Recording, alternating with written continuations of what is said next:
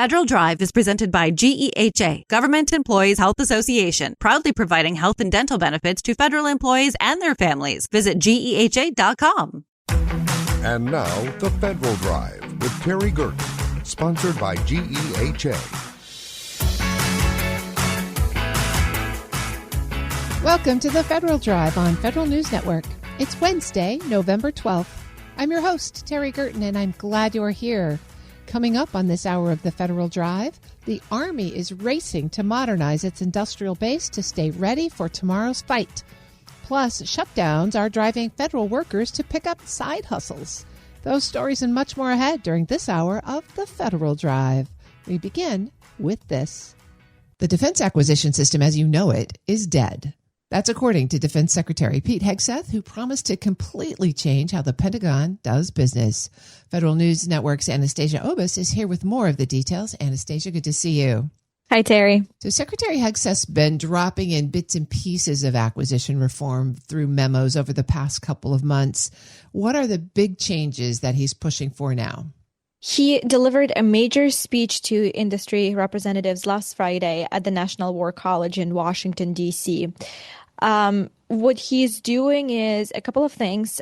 First of all, he's getting rid of the traditional program executive office structure, and he's replacing it with what's called portfolio acquisition executives, or PAEs. The move to a more portfolio-centric approach to acquisition is featured in both House's SPEED Act and the Senate's Forged Act, and that is right now moving through Congress.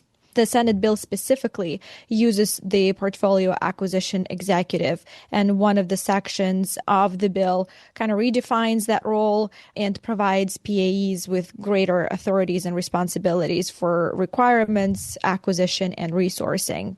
But as for DoD, we don't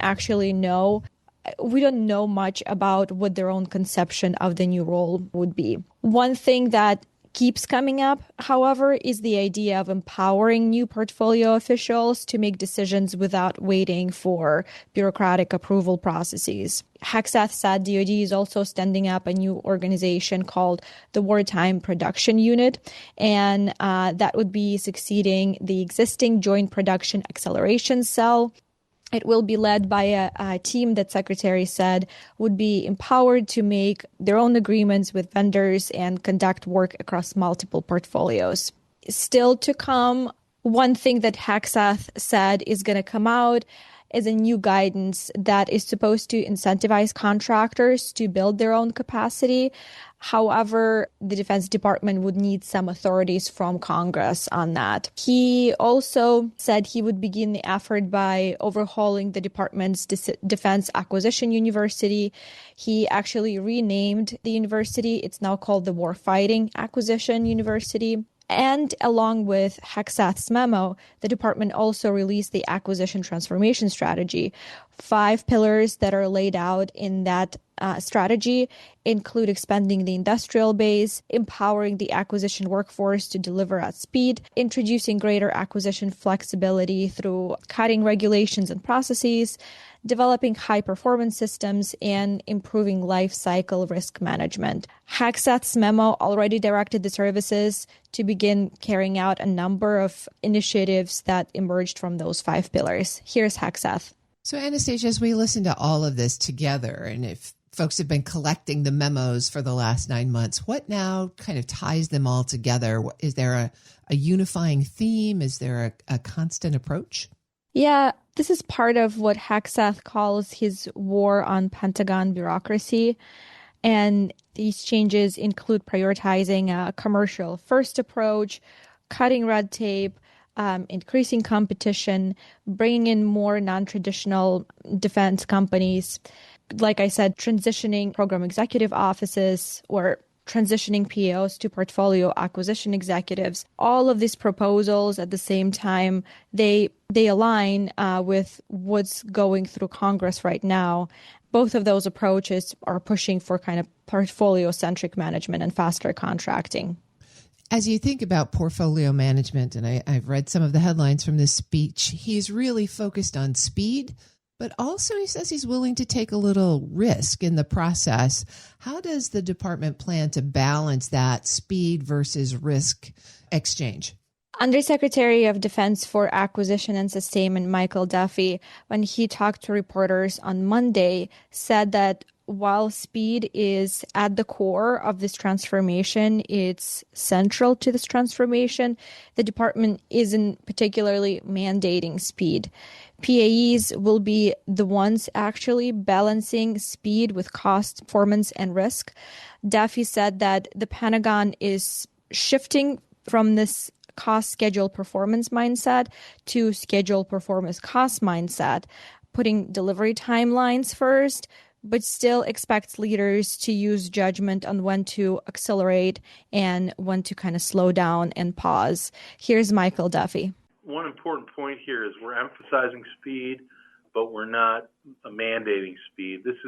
We're continually going to be dependent on the judgment of program leaders who are executing these programs to understand where does the need for speed balance with the risk that we would undertake to cost and or the performance of the system.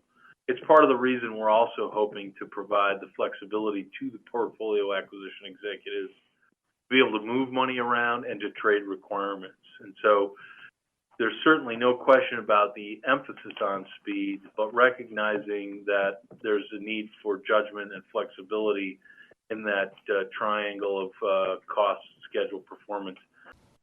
It seems like one of the ways they want to address the speed issue is by replacing a lot of studies, like the analysis of alternatives maybe, and perhaps some oversight or changing the way that investment decisions get made. Did they explain more about that?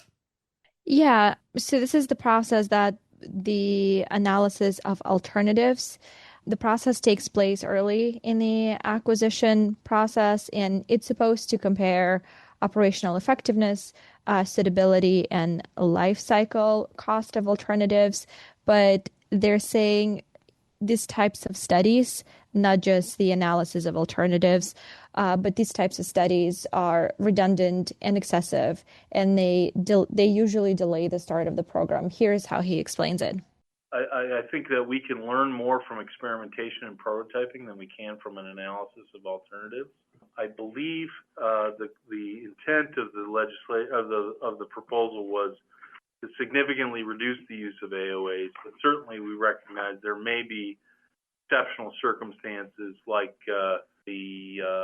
specifically when it comes to large-scale weapon systems where we may need to do a study of what an alternative might be. But our intent there is a heavy focus on prototyping and experimentation as the best learning and best connected to the art of cutting-edge technology.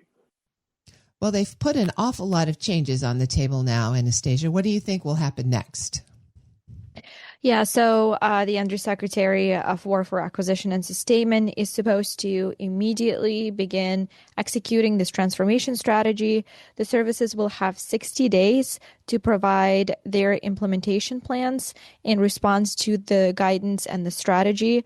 There is also going to be monthly meetings, and the Undersecretary of Defense for Acquisition and Sustainment will chair those acquisition acceleration reviews to kind of track establishment of portfolio acquisition executives. And what they're saying is they will, over time, continually adjust as they kind of identify additional opportunities to optimize the process. That's Federal News Network's Anastasia Obis. Anastasia, there's lots to continue to watch here, right? Absolutely. You can find her full story at federalnewsnetwork.com. Up next, shutdowns are driving federal workers to pick up side hustles. This is the Federal Drive with Terry Gerton on Federal News Network.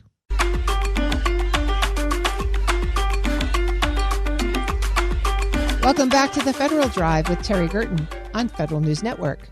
Shutdowns are prompting a major mindset shift among federal workers, with many turning to gig work for financial relief, some even planning to stick with this strategy long term. But federal employment rules around outside work are strict, and missteps can carry serious consequences. Here to explain what's driving the change and what workers need to know before picking up a second job is Novo Constare, CEO of Indeed Flex. Mr. Constare, thank you so much for joining me. Oh, thank you for having me. You and your company, Indeed Flex, have just done a recent survey that showed nearly 40% of furloughed federal workers are seeking flexible jobs within 2 weeks. What does that tell us about the shutdown and how it's reshaping financial reality for folks? I think the reality of the shutdowns is that it's put a lot of people in sort of like severe financial hardship, where they're struggling to pay, key bills that matter to them, whether it be rent, energy, you name it. And we surveyed 1,000 adults, and this, as you mentioned, 40% of people were looking for extra work. However, when we did the survey, it's been about 3 weeks now. And as we all know, I think yesterday marked that this is the longest shutdown ever. And at the moment, it seems there's no particular end in sight. And so, that 40% may be a lot higher right now as, the increasing financial burdens because the shutdown are just going to impact more and more people that are being affected. You found that many federal workers are turning to freelance platforms, gig apps, and remote work, and that some said they plan to stick with it even after the shutdown ends. Do you see this as a long-term shift in mindset? I think this is a continuous shift that's been going on for quite some time. With the launch of many gig platforms, whether it be the likes of Uber or DoorDash, people have been migrating to gig work for the last sort of 10 years now, and it increased over COVID. And what we saw when the cost of living crisis kicked off, where inflation reached rampant levels, it impacted a lot of people's wallets today. And whilst inflation has come down, things are still very, very expensive relative to what people's wages have been. And so people are finding they're having to supplement their income by any means necessary. And what flexible work does, what these gig apps do, it allows people to maintain their full-time job, but be able to pick up gigs, pick up work that fits around their work-life schedules to enable to earn more money. And I think for those in government work, they've probably historically felt they're in very stable jobs, not very susceptible to the ups and downs of the global economy. And what this shutdown has shown is that actually things may be changing even for them. I think for many of them who got surveyed, they said this shutdown felt different to other shutdowns in the past. And as we've seen, it's the longest one on record and breaking that record every single day. And so I think they're going to get that experience of leveraging flexible work and realize it is something that if it provides good pay and stability, that they'll be looking to continue it on. You mentioned Uber and DoorDash as a couple of examples. Were there particular trends that you saw in the survey response about the kinds of flexible work that federal employees are looking for? One thing that was interesting about the workers surveyed who were impacted by the shutdown, the sectors or the jobs they were looking to do as part of supplementing their income, they were jobs in sort of administrative, clerical, customer service and call center work. So I guess these are jobs that they do for government already and sort of see an opportunity to transfer those skills that they already know into these other areas versus saying, I want to become an Uber driver overnight. Right. They were looking for flexible work that sort of suited or matched their current skill set, which is perfectly natural for anyone. Were there responses that indicated interest in things like writing or editing or strategic planning, augmentation, those kinds of things as well? One thing popped up that was very consistent is nearly half of them, actually, I think 43% of them were looking for sort of remote and freelance opportunities. So things that allow them to, things like virtual assistants or writing, as you just said, so they can do those things from the confines of where they're currently based and hopefully open themselves up to more opportunities across the entire US versus being locked into whatever's available to them locally. And it seems like that may be an opportunity to kind of build a broader employment network given the uncertainty of federal employment right now. Exactly, 100% that.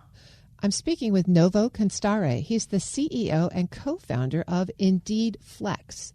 So let's back up for a minute. Outside of the need to supplement their salaries, federal employees face some pretty strict legal rules around outside employment. What sort of legal and ethical considerations should they be aware of before they take on a side gig? So for those workers who pick up other jobs, they will generally not be eligible for unemployment benefits. And so there is a risk that depending on what they do, that the unemployment benefits they would be getting, having been furloughed by the government, they would lose access to. So there's an element where they've got to understand the trade-off of what they potentially could be earning if they go pick up these side gigs versus what they're getting from unemployment benefits. So they have to be cautious in their approach, and just like, it isn't as simple as like, I'm picking up a unemployment benefit and I'm also just going to go pick up some seasonal work at the same time. That's a really important consideration. And traditionally, federal jobs have been seen as very stable and very secure. You mentioned that early on. So how does the rise of this interest in side gigs challenge that narrative? What does it mean for agencies who want to retain talent? What does it mean for folks who are thinking about coming into the government? What do you see as the narrative there? Key thing so a large, like 68% said they would return, after they return to regular positions, they would still consider remaining in flexible and temporary work.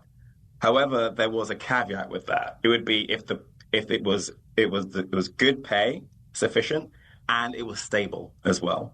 So what we've learned in our business is the quickest way to lose a worker is not to be able to provide them an opportunity when they need it, which is one of our strategic advantages in our product is to be able to scale our platform and ensure we recruit enough workers to fulfill the needs of our customer, but not too many workers so that when workers need a job, there's not enough jobs for them. And so for agencies out there, for ourselves, we've got to be constantly monitoring how consistent is the work we have available for workers so that we retain them because they want to have stable and reliable pay. And so if federal workers are thinking about flexible work, what should they be looking for in terms of pay and in scheduling and compatibility with their primary job, assuming they've got clearance to engage? For us, our core values is giving workers ownership, control, and choice. And so we're not the only platform out there, but the great thing about a platform like ours, it gives the workers complete visibility and transparency to the work that is available out there that meets their skills. And I think that's super important because in some scenarios where you don't have that visibility, you could be forced to take work that you otherwise wouldn't take because it feels like there's no other opportunities. So if you're making this decision, make sure you're looking to join an agency or a platform that gives you that ownership over so you can manage your schedule effectively. And look for other opportunities of like, it's just not just the work, it's who gives you good access to your pay. We've got this initiative where we want to make sure people get paid as quickly as possible. So in some scenarios, for certain jobs that you complete on our platform, you can get paid instantly, where you can clock in and clock out of your shift and get access to that pay immediately, which is super important. And I think for the government workers who are looking at these gig opportunities, it's probably even extra important because there's no other income coming towards you right now. Having instant access to the money that you've earned is super important. It helps stave off utilizing, loans and things of that nature. You're obviously deeply engaged in the gig economy and supply and demand for gig workers. Do you see this interest from federal employees as a temporary blip, related specifically to this shutdown circumstance? Or do you think this is a longer-term structural shift? And what might that mean if it is? I believe it's a long-term structural shift. I believe that those who start to pick up some extra gigs through platforms or seasonal work will see how that flexibility can work around their schedule, and they'll utilize it as an opportunity to continue to supplement their core income from their permanent job because the technology out there allows it to be more possible today. And then at the same time, I know companies who are struggling to manage budgets in uncertain macroeconomic conditions are looking to employ more flexible scheduling. And therefore, their demand for these type of workers is also increasing. So there's a natural synergy there in terms of like the flexibility and needs of the workforce and the need to earn extra money, and also the flexibility the employers need to be able to manage the scheduling of their labor. So you're seeing this as a big part of the future labor market. 100%, yes. I've been speaking with Novo Constare. He's the CEO and co-founder of Indeed Flex. Thanks so much for joining me today. Thank you for having me, Terry. We'll post this interview at federalnewsnetwork.com/Federal Drive. Listen to the Federal Drive on your schedule and your device. Subscribe wherever you get your podcasts. Still to come, the Pentagon wants faster weapons, and it's giving industry just 60 days to help make it happen. But first, the Army is racing to modernize its industrial base to stay ready for tomorrow's fight. You're listening to The Federal Drive with Terry Gerton on Federal News Network.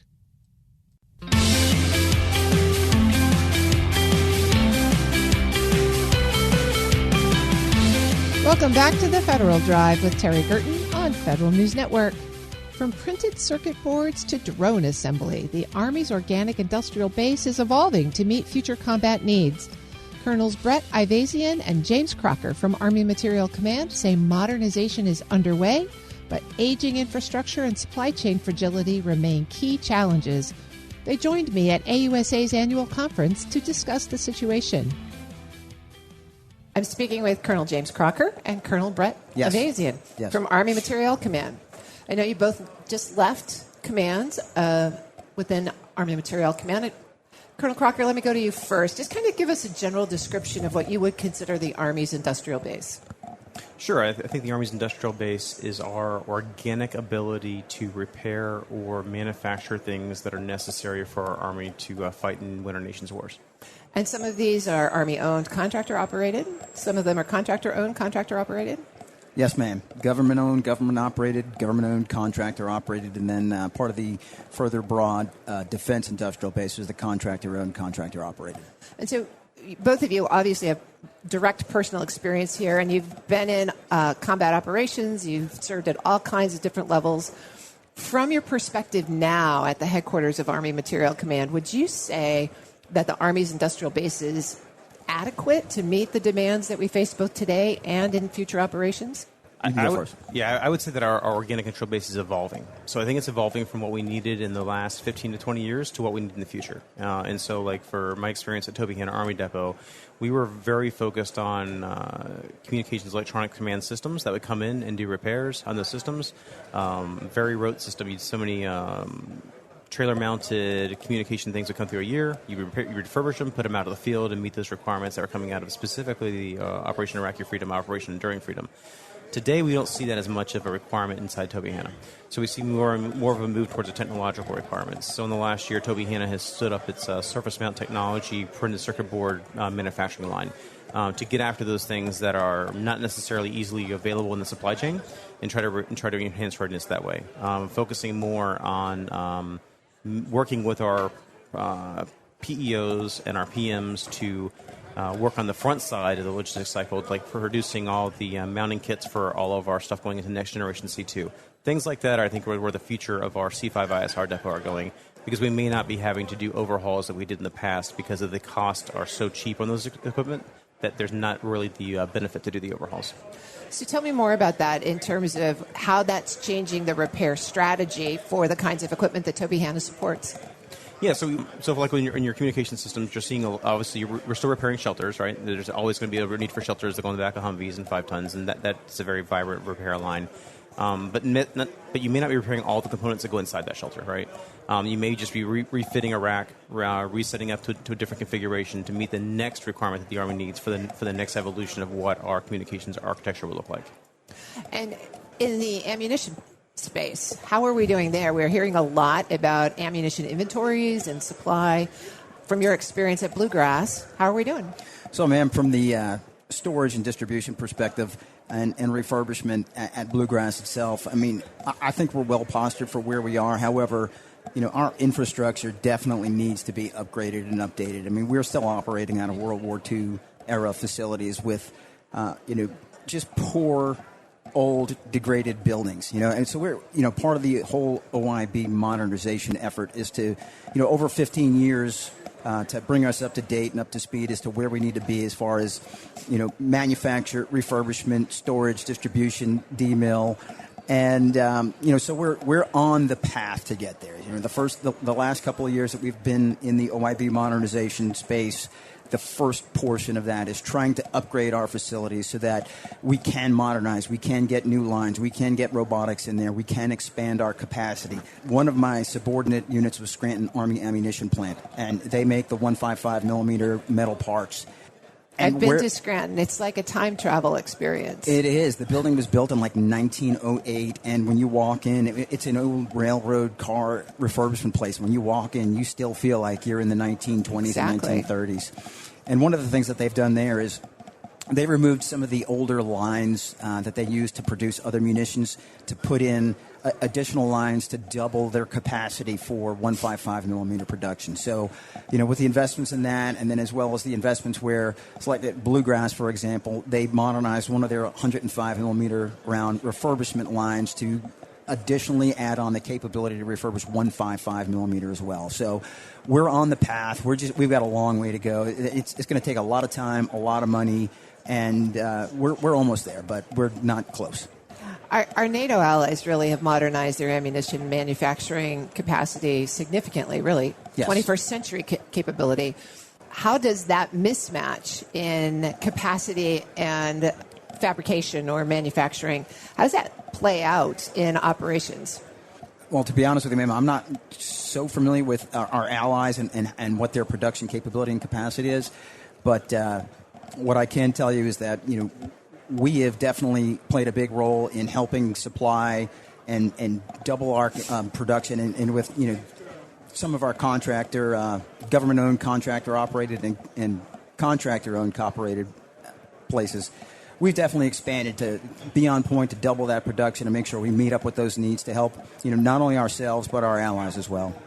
One of the ways that we help close capability gaps in the industrial base is through partnerships, right? With OEMs, with other manufacturers, folks in various stages of the supply chain. Talk to me a little bit about how that's playing out both in the depots and then in the ammunition plants. Yeah, so I think at Toby Hanna, we had a very vibrant public-private partnership program. So I think we're about 52 active P3s at Toby Hanna today, which is quite a bit. A lot of them are for DMIL operations for communication security devices, but also some really good ones where we're helping organic industrial manufacturers produce components of their systems to get into the hands of our soldiers. So like a P3 for being able to do weldments or do manufacturing. We're trying to get into some space and some circuit cards up there today where we can help meet some reduced backlog for OEMs so that they can go into. So places like that is where we really see a lot of benefit for our organic industrial base. Brett's been working a lot with Dr. Hill on trying to revitalize P3s or try to expand P3s inside the organic industrial base and really bring some of that greater defense industrial base cooperation together at our organic facilities. That's got to help a lot with training the workforce as well on all the different kinds of technologies. Absolutely, especially when we have, so in periods right now where we're going through modernization, you don't see as many refurbishments going through programs. And what that lets us do is really supplement our workforce so we can maintain that technological skills for our human capital so that when the Army does bring in the next sets of systems, those skills are still there and ready to move on to the next thing. So it's really key for us. Yes, ma'am. And, to add on to that, one of the things that we've done at AMC headquarters in the last 60 days is conducting an assessment directed by the Secretary of the Army to understand where we are as far as our capability gaps, our capacity gaps, and then come up with recommendations on how to move forward. And part of that is we've decided that in certain places where it makes sense, we're going to explore partnering with industry to further grow public-private partnerships and augment our workforce with things. So, like, for example, one of the places, we've got a ton of underutilized storage capability. Ammunition bunkers, inside warehouses, outbound storage, container storage. So what we're trying to do is partner with third-party logistics companies that have customers that are looking for short-term storage. We will partner with those companies and have them store, and we will actually look to do the actual warehousing and distribution of that. So it keeps our workforce fresh. And another example of something like that is we're looking at potentially getting into partnerships with civilian companies that have heavy trucks and running them through our lines and doing some of the maintenance on it. So while it's not doing military equipment, it's still keeping those mechanics and those artisans still turning wrenches, still fresh in their craft, relevant, and moving forward. Any other big observations from that assessment? Well, at this point, the assessment's not complete, ma'am. So what I can tell you is we owe an outbrief. We've done an interim. We owe an outbrief to the Army senior leadership, but we're well on the way to producing this. We've got a back brief here coming up to the end of the month to the Army Material Command Commander, and then furthermore, this Army senior leadership. Got it. We talked a little bit about technology coming into the depots. Technology, of course, is also coming into the end items that the Army is using, everything from unmanned systems to satellites to microelectronics. How are you adjusting? How is technology affecting both the work of the depots and arsenals, but also the kinds of equipment that you're having to modernize to take care of? So I think you've got some great experience there with the Sky Foundry in that whole initiative. Twofold for that. So the first point is from what we saw in the Toby Hanna workforce was actually a large shift in what we consider floor laborers or our wage grade employees moving more towards technical skills like engineers they require, especially when you look at what Toby Hanna is doing for the future, more SATCOM-based work, managing everything from uplinks, doing testing in test environments before we deploy them on SATCOM systems. So a lot more complicated, a lot more software, digital requirements on our workforce than what we've traditionally seen 15 or 20 years ago for sure. And that seems to be a prevailing trend. Microelectronics, the same thing. Getting into circuit card manufacturing, a lot of high-end electronics repair, and less reliance on what we would consider our old refurbishment labor in the past. And recently, AMC has taken on the initiative called Sky Foundry, and Sky Foundry is moving the organic industrial base into a SUAS manufacturing capability. And the idea is over this next year is to rapidly expand out 5 of our sites to do a distributed manufacturing model where we can produce at scale tradable UAS systems for our soldiers and support the department's requirements. And so that's a completely different kind of construct, different way of doing business. So instead of having a one site set for one system, like at JMTC, we would use their advanced manufacturing capabilities to make the frames or the chassis. At Toby Hanna Army Depot, we do the internal electronics and the brushless motors manufacturing. And then we'd ship all those parts down to Red River Army Depot, who would do the assembly of them, do the final test. They'll make propellers, and they'll assemble batteries there and for the final components and shift off to our soldiers. And then at Bluegrass Army Depot, where Brett commanded, we're going to set up an innovation hub. And that's a place where we do soldier-centered design, taking the feedback from the field, bring that in, and inform either a government design, or if it's a public-private partnership where a company owns that design, we can give them that direct feedback. They can go to innovate on it, say, hey, something that works great in CENTCOM but doesn't work good in the Arctic. They can say, hey, we need to polarize this, get it ready for cold weather, and be able to upgrade that design for a one-off variant for what we're going to ship up to that region, right? And then we think that's going to be very powerful for us. The folks at Bluegrass are doing a lot of great things on some AI, ML work on drones already, working with PEO EIS. And so we're just going to use that as a springboard to move forward. So really trying to use the strengths of our organic industrial base and not start from the ground up to move us a lot faster. That's fascinating. You mentioned AI. I'm just curious, how is AI changing the planning for Army logistics, especially at the depots? Are you doing more with predictive analytics? And so I think we're just getting started in that. The Secretary of the Army and the Under and the Deputy just had recently an AI TTX or tabletop exercise. And we're looking and exploring options on how do we actually incorporate AI into our depots. Because, again, we still operate, in early this century mode at best when it comes to data and data management and tracking and sorting everything that we do in our inventory and in our processing. So that's one of the things that we're exploring in looking at public-private partnerships to bring in companies that can help us take a look at how we might digitize the entire OIB, creating digital twins of the OIB so we can run simulations and we can factor in different data bits and data points so that we can better optimize our operations. That's a good point. And so for OIB modernization, one of the things we're having to look at is like Sky Foundry. As we build in, we'll digital twin that line before we install it, right? Wow. And so we may not be able to afford the automation in year 1, but in year 2, year 3, we'll have a cutout where we can go in and do automation at that point in time. Automate where it makes sense, keep manual where it doesn't, right? But has those inflection points so that the line is designed to be able to do that, which is different than the past. And then once you have all that data, we're across the organic industrial base, one of the LOEs under Ms. Stephanie Hoagland's OIB Modernization Task Force is to do automation of our network. So building the industrial control network necessary to control all those machines, do all the fiber runs to make sure we have NIPRNet throughout the entire depot, so that all your CNC machines, your lathes, your water jets, things like that, we can actually pull the data off there, look at it, use data-informed decisions when it comes to maintenance, do predictive maintenance on those things, and say, hey, when we saw this the last time, this is what went wrong. Let's go and order that part now so we can fix it before it breaks, and we don't have line stoppages. But also be able to look at capacity on those lines and say, all right, we think we have capacity excess at Letterkenny. Toby Hanna, shipped your excess workload down there, so Letterkenny can execute that because it's only a couple hours away, right? And reducing shipping costs. But they're so close they should be mutually supportive, right? Those kind of decisions are what we're looking at for that industrial control network and the ability to leverage that data. And then once we have that and we have good, clean data, then we'll be able to use the artificial intelligence to help us make very, very risk-informed decisions. And I can add on to that just one piece on the human workforce human capital piece. As we digitize, as we start implementing more AI, we may not necessarily need workers on certain positions, but then that's where we would actually retrain them and upscale them to focus on, other areas so that they stay maintained, they stay operated, and we develop that workforce in that manner. I'm really glad to hear that. The AMC workforce is a national treasure, I think. Want to follow up here, though, as we've talked about the things that we're doing to modernize the organic industrial base. Colonel Crocker, I know you're working with supply chain analysis right now. What are you finding in terms of the Army's supply chain? Is it fragile? Does it have gaps? Absolutely, right. So there are things we have to fix for sure. And so one of the initiatives I'll talk about is our advanced manufacturing. So recently, General Mohan was granted authorities from the Secretary of the Army to qualify advanced manufactured parts, which is a game changer for us, right? So it lets us have another route to bring stuff in. So we've got in fact, at a Warriors Corner tomorrow, General Bain from TACOM will talk about advanced manufacturing with our NIAR rep, who's the partner we're using on this. And so we're trying to go fast. They qualified 60 parts in 60 days. And so the TACOM CG will talk about that. I won't steal our thunder.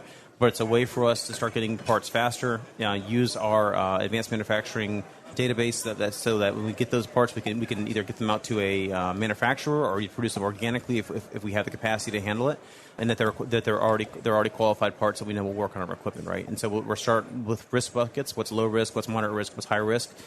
Solve all the low risk and moderate risks, and we'll worry about the high risk later, right? And that way we can start solving readiness issues today, as opposed to trying to figure out what the high risk will get us to.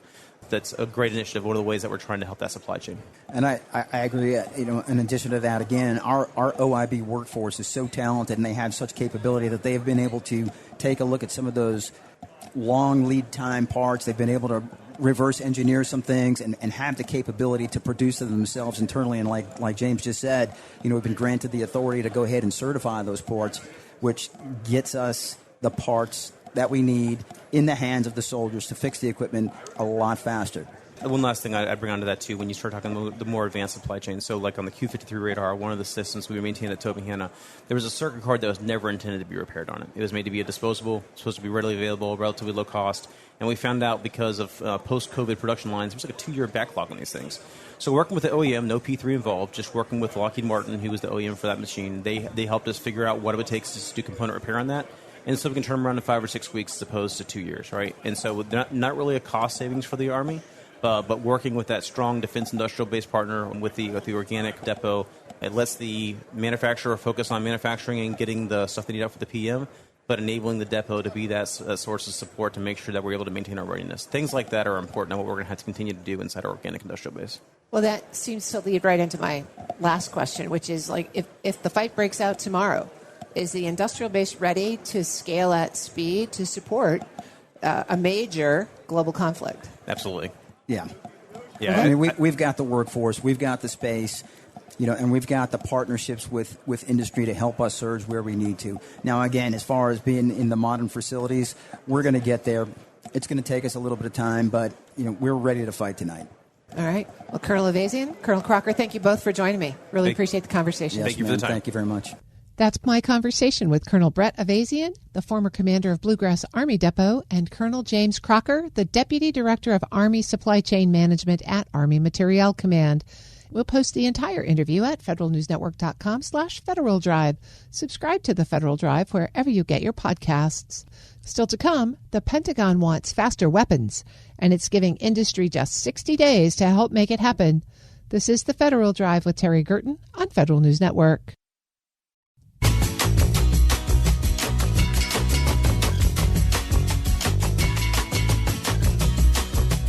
Welcome back to the Federal Drive with Terry Gerton on Federal News Network.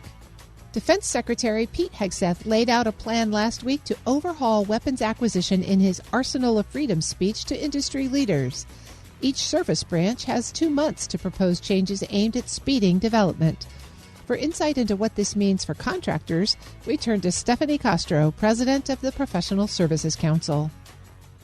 Stephanie, thanks so much for being here. Thanks for having me. You, I'm sure, paid very close attention to Secretary Hegseth's speech last Friday on the arsenals of democracy. What was your takeaway?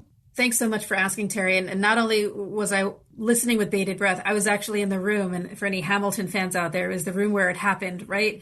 There were roughly 250 folks in an auditorium on Fort McNair when Secretary of War Hegseth rolled out his ideas for transforming acquisition. And there was a lot to be said, Terry. He spoke for well over an hour, nonstop, no questions, just kept going. And I would say it's fair to characterize the audience as rapt. We were waiting for everything he had to say. There were three main topics he wanted to talk about. One was reforming or transforming the requirements process. The second was transforming the acquisition process. And the third was reforming foreign sales processes. And that's including both foreign military sales and direct commercial sales. So all of that were key topics for everyone in that room. Well, let's take those one by one. And the requirements topic, of course, came up first. He talked about the end of the JSIDs and a realignment of the JROC. What did you take away?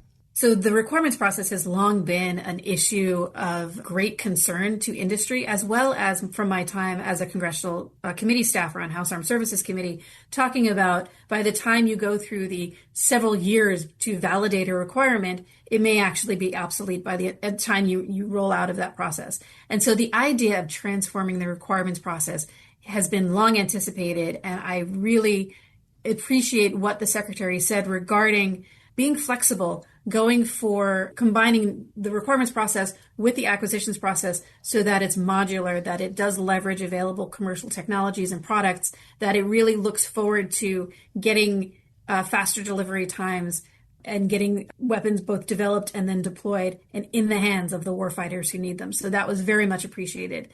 No one, I think, will cry over the demise of JSIDs, but the question becomes what rises to replace it. And of course, the Undersecretary of War for Acquisition and Sustainment owes guidance on this issue to be released 45 days from the date of that directive. And then the military services have to come up with plans of action within 60 days. So the next 2 months are going to be very, very busy. All right. Part two was a reform of the acquisition process itself. The headline here is the elimination of PEOs and the replacement of them with program acquisition executives, right? PAEs, that is correct. So I think the other piece of this that goes hand in hand with the requirements transformation is the reform and the transformation of the warfighting acquisition system, as they call it now, not the defense acquisition system. And it really focuses on the warfighting piece of it. I think what I took away, and he said this a few times, Secretary Hegseth, and I'm going to quote him here, they want to increase acquisition risk in order to reduce operational risk. And for me, that means putting flexibility in the hands of contracting officers and those in the programs to pursue modular, multi-source solutions throughout the development of a requirement, or rather the development of a capability, and then actually to get it into the hands of the warfighter. They want to reward and incentivize speed and performance over bureaucratic processes. And that is music to a lot of industry's ears. So a big part of that speed increase is buying commercial first. Secretary Hegseth said they are willing to settle for 85% functionality and work toward 100%. So that was, I think, an interesting turn of phrase for him, mostly because he did say a few times to increase acquisition risk to reduce operational risk. And of course, you're going to have a balance there of what is that 85% and what 15% are you going to be missing? And so I think as they move forward with embracing modularity, fostering competition, and pursuing multi-source procurement, they do want to move fast to contract. He also did mention not over-relying on the testing element. And so we've seen that in previous memos, particularly back in May, where Secretary Hegseth signed out some memos about operational test and evaluation and streamlining that process in those offices. And so what I also found interesting is talking about putting contracting officers within the program offices too, right? So they can sit alongside the requirements developers and the folks who are responsible for fielding the capability, so they get a better sense of what the requirements are and how to incorporate those into contracts, leveraging commercial technologies as much as they are available. I'm speaking with Stephanie Castro. She's the president of the Professional Services Council. Stephanie, let's touch on topic number 3 quickly, the foreign military sales reform. Part of this reform, or they keep saying transformation, not reformation, so I'll key into that. Transforming what military sales looks like. You know, we've had lots of conversations, and I was at the Pentagon, in particularly the European office, talking with our allies and partners about, you know, how they could access U.S. solutions. And it always was a multi-year process to go from all of that pre-work where we talk about requirements to a letter of offer and acceptance at the end of it, right? And actually delivering the materials. It's multi-year, and it is so frustrating, particularly when companies want to compete with non-US companies who don't have the layers of bureaucracy. And so I look at the reorganization that the Secretary laid out, that is to move the Defense Security Cooperation Agency and the Defense Technology Security Administration, so I'll say DSCA and DITSA, which is how we call them, over to the acquisition undersecretary. I think those are smart moves if, in fact, you want to speed up, the fielding of compatible and interoperable equipment with our friends and allies.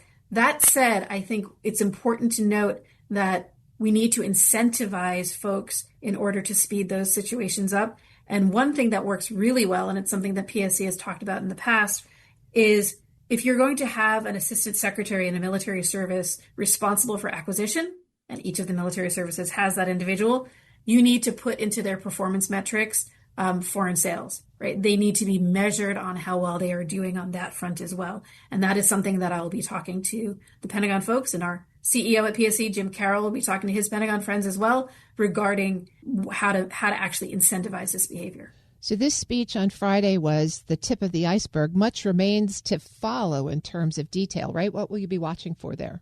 I will be watching for the number of times and the depth of availability of Department of War individuals to speak with industry. This needs to be a collaboration. When you're talking about speeding up requirements and speeding up contracting and speeding up foreign sales, you really need to talk to the industry that will be responsible for that.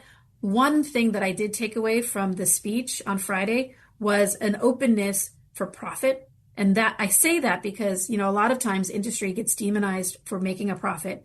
But what happens is when you have profits, you can actually turn them back into the company and then make investments in future opportunities.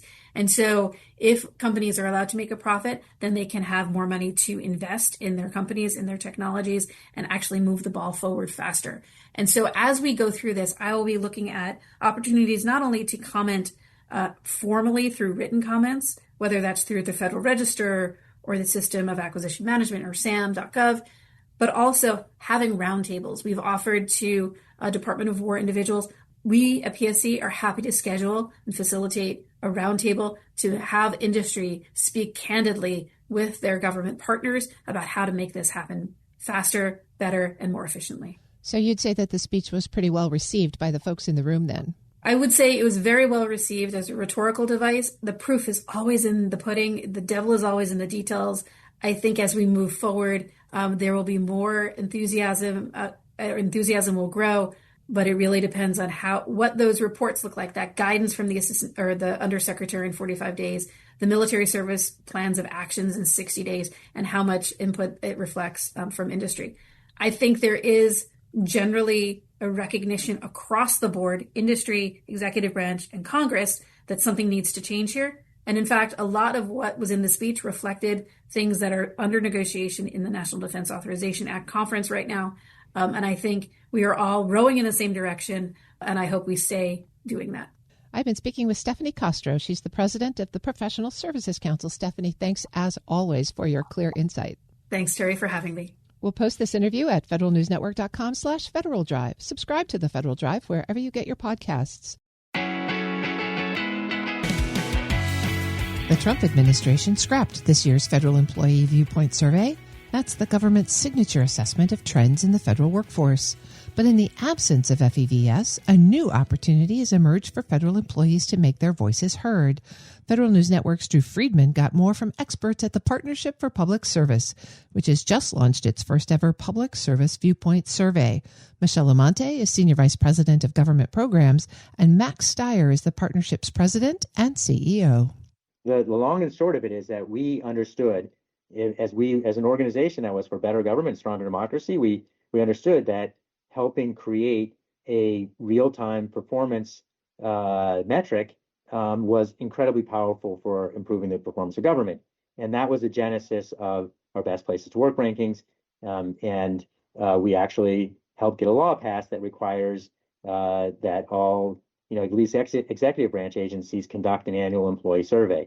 Understand that this was a very, very, fundamental insight and core project for the partnership, and we've been running it ever since. And a lot of agencies that are not even required by law to do this signed up, like the Government Accountability Office, GAO, and CBO, and all sorts of agencies, Smithsonian, et cetera. They wanted to participate. And we have found over time that it has been incredibly powerful as a tool for accountability and for guidance for agency leaders to better manage the organizations they're responsible for. What did we think when we heard that this administration wasn't going to do the survey? And the answer is we thought that's terrible, because at a time of intense challenge for our federal government, this data is even more important than it ever has been before. And it's not just flying blind; it's flying blind in a hurricane. If the data were important in prior years, it's even more vital today when so much disruption and turmoil is occurring. And we also thought this was not going to ever be a question, because there's a law that Congress has passed and it requires that it be done. So, our answer was this is essential to the good functioning of government in ordinary times, and even more important now. So this is important enough that even though, we weren't planning on doing this, we were assuming that the government would do what it was required to do, we needed to step in. Can you tell me a little bit more about what the process has been like, in the time from deciding that you were going to run your own survey here? What has the process been like determining what questions are going to be included on it, how you're going to conduct outreach to try to connect with federal employees and get them to fill it out? When we made the decision as an organization to administer the Public Service Viewpoint Survey, we knew we wanted to have an advisory board of leadership luminaries and, respected academics and government leaders to help make sure that this process was rigorous and that it was fair and nonpartisan. So that was one of the first things that we did, was recruit an advisory board for this process. Then we took a look at the core FAVS questions, and there were over 90 in 2024. One of our goals was to pare those down significantly. It's been a barrier for many federal employees in the past. The survey was just too long. So we looked at those 90 plus core questions, decided which ones we thought were really relevant right now, and then added a few additional ones just that meet the particular moment in time. And so now we have about 23 core questions in addition to some eligibility and demographic questions. So again, we did some work on our own at the partnership, and then we relied on our advisory board to make sure that we felt like those were the right questions for the right moment. In terms of distribution, the partnership has a very wide and vast network, but we knew that our network wasn't enough. We knew that we had to partner with others to get the word out about the survey. So we have partners such as APGE, NTEU, the Federal Managers Association, and NIFI are partners of ours. They will be sending out the survey to their members Monday morning. And then we have other partner affinity groups and associations that have promised to put it in their newsletters. So it will go out to tens of thousands of federal employees using these partner organizations, and it will also be available on our website. Are you at all working with agencies or with OPM? Are you making them aware that you are conducting this survey, and are you going to try to partner with them for outreach as well? The obvious answer is that we had anticipated that OPM would be doing what they've done always to run the survey, and they've chosen not to. And therefore, we have informed them that we are going to do this on our own, and we would welcome if in fact they wanted to change their mind and do the survey themselves in real time, we'd welcome that decision. But we are doing this on our own only because they've told us they're not doing it. So it's not likely that they'll either change their mind or help us do it, or else they would have done it themselves.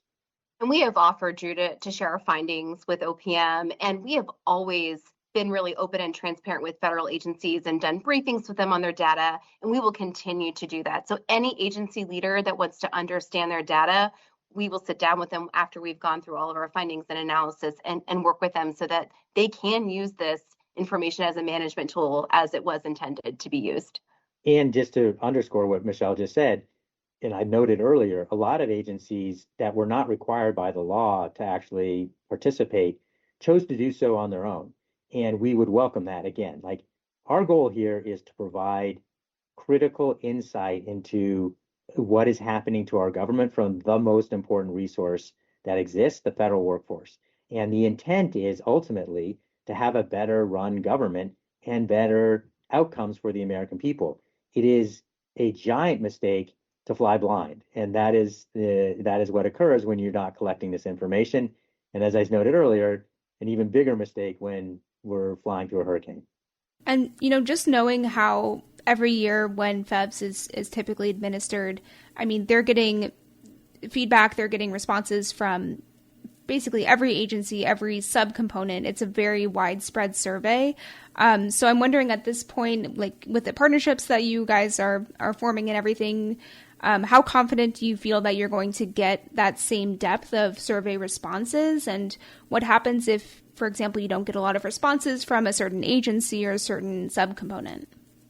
It's a great question, and that's why we're trying to really be intentional about partnering with a lot of different associations and affinity groups to try to get out to the broader workforce. We'll have to see what the data shows us. So we don't want to make any promises right now into what kinds of findings we will have, because that will be a consideration. Obviously, we'll have to look at the statistical significance of findings from certain agencies. So all of that's to be determined, but we will be tracking data as it comes. The survey is not going to close until December 19th. So we'll be looking at responses as they come in and see if we have big gaps from different agencies, and continue to work with our partners to try to get the word out where we see that there might be some big voids. And to be very clear, the best choice would be for the government to continue to do what the law requires, and it has done, for many, many years in a row here now.